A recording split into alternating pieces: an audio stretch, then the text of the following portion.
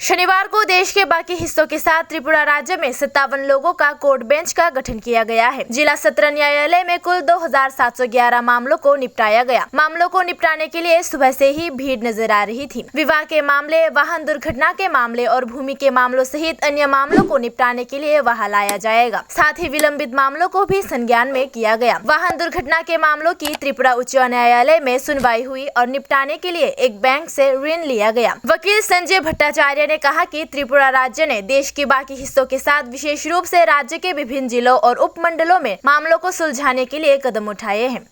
आज के सारा देशेर साथे आमादेर त्रिपुरा राज्य सारा राज्ये मोट 57टी लोक आदालत बेंच गठन करा हयेछे। এই 57টি লোক আদালত বেঞ্চে সর্বমোট 2711টি মামলা নিষ্পত্তির জন্য নেওয়া হয়েছে। এই 2711টি মামলার মধ্যে বিভিন্ন আদালতে বিচারাধীন মামলার সংখ্যা হলো 866টি এবং ব্যাংক ঋণ অনাদায়ী প্রাক মামলা বিরোধ সংক্রান্ত বিষয় হলো 1845টি। সর্বমোট 2711টি মামলা নেওয়া হয়েছে। এর মধ্যে মোটরযান দুর্ঘটনা সংক্রান্ত অ্যাপিল মামলা হলো 17টি, যেগুলো নেওয়া হয়েছে মাননীয় হাইকোর্টের মধ্যে যে লোক আদালত বেঞ্চটা গঠন করা হয়েছে ওইখানে নিষ্পত্তির জন্য। এছাড়াও বিভিন্ন জেলা এবং মহকুমা স্তরে যে লোক আদালত বেঞ্চ গঠন করা হয়েছে ওগুলোতে নিষ্পত্তির জন্য নেওয়া হয়েছে মোটরযান দুর্ঘটনা সংক্রান্ত 228টি মামলা, বৈবাহিক বিরোধ সংক্রান্ত 165টি মামলা,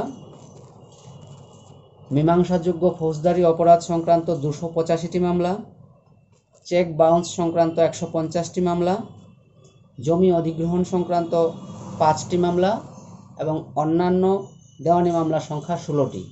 এছাড়াও আমি যেটা আগে বলেছিলাম ব্যাংক ঋণ অনাদায়ী প্রাক মামলা বিরোধ সংক্রান্ত 1845টি বিষয় এই লোক আদালতে নিষ্পত্তির জন্য নেওয়া হয়েছে। আমরা আশা করছি যথেষ্ট সংখ্যক মামলা এই লোক আদালতের মাধ্যমে নিষ্পত্তি হবে এবং এর ফলে আমাদের রাজ্যের আদালতগুলির মামলার চাপটাও কিছুটা কমবে।